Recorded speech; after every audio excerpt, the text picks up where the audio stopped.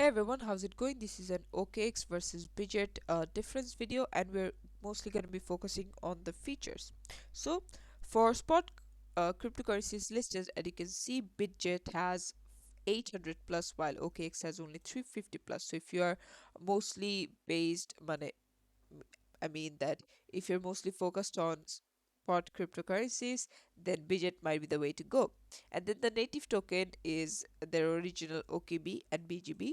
For maker or taker fees, the lowest is minus 0.005% to this much, and this is for Bitget. So if you are huge on these, then you need to focus on this. Security is high for both of them. Beginner friendly, so as you can see, advanced concept can be confusing for beginners. Many features and products on OKX may be overwhelming for new features. So anything I would say is has a learning curve, and it depends on you how much focused or how much time you are willing to put into it. KYC verification is required for both of them. Fiat currency support.